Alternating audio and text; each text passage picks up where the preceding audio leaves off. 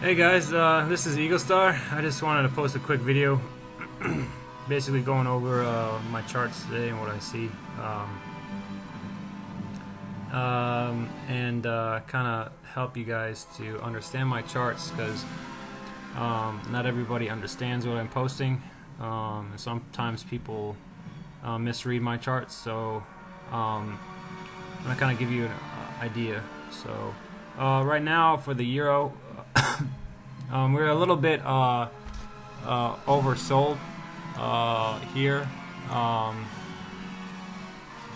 and I say oversold reluctantly because we're in a range, so this could obviously go lower, like you see here, the break and retest of the median line, and it could potentially go a lot lower.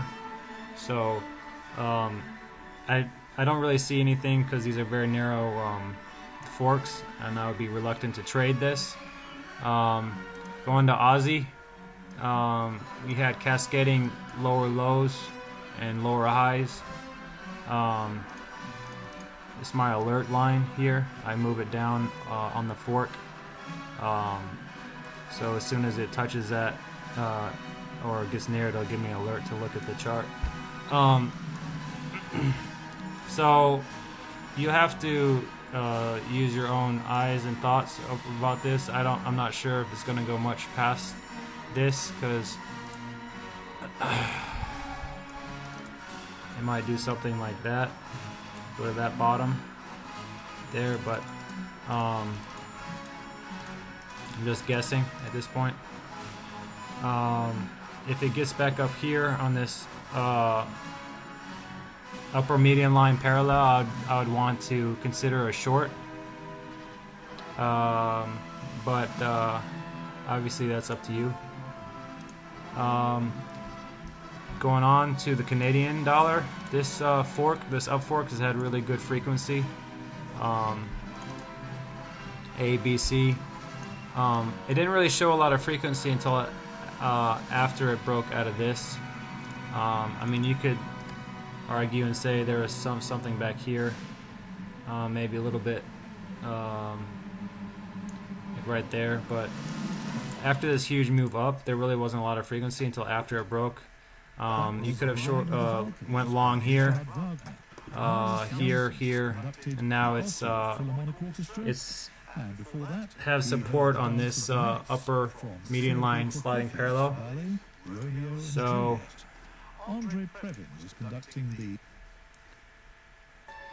yeah, so it had multiple touches here, and I drew this line on top of this because its overshoot is gonna probably hit that as a resistance. So it's probably going to hit 134.14 as resistance, maybe bounce around a little bit, and then you should only be going long in this right now because it's in an uptrend. It's such a heavy uptrend. I mean, we have this big move up and then this big move up, almost the exact same. So you shouldn't be shorting this right now at all, until it starts to break the lows here. So the next would be the US dollar Japanese yen. It gave you a very clean setup today. After this falling down, started to break up. Break up these little highs, go above, pull back, gave you a very clean test of the median line to show you that frequency is the center line. Now it's pulling back, gave you this test on the multi-pivot line and with good separation up these two bars here.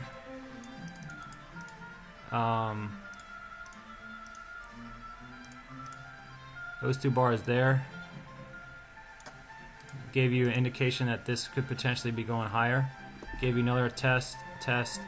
So 1, 2, 3, 4 before it went up about 40 points. So something you can consider, if it continues to go higher, it could do something like this. and go to the upper median line, but you want your stops below structure if you're going to go long on this. So it's probably going to do something with this line here, like it is doing right now. It's probably going to do something, maybe try to take out some of the long stops, because if you think about it, this undershoot is the same as this. So if you were long, you could have had that and then just started moving it up as your potential take profit, like so. You would have done this and then have that as your potential first target. So if you're still long in this, you'd wanna obviously move your stop up to break even, if not higher, so that you can lock in your profits. So you could potentially move it under here.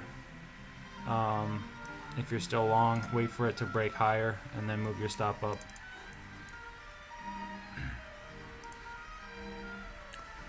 The pound has been a funny one. I actually had drawn this a while back, the down fork. Multiple attempts, multiple touches on the upper median line here that you could have gone short on. Now as it forms a new ABC, we have a good center line here, another touch here. This is getting kind of sloppy around here, so I would be hesitant to go long on this. Also, the daily chart is showing continued downward trend. So the only way I would buy this is if it popped up here and started showing some action to go long. But more than likely, it's probably going to come back down to the 121.85 to 80 to 85 area.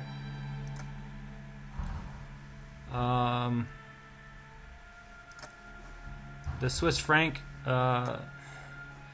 is kind of drifting along this median line. I didn't really see anything worth noting to the upside, so it's kind of slowly trickling down. If you want to play this, you could consider anything up here as potential to give you some entries. So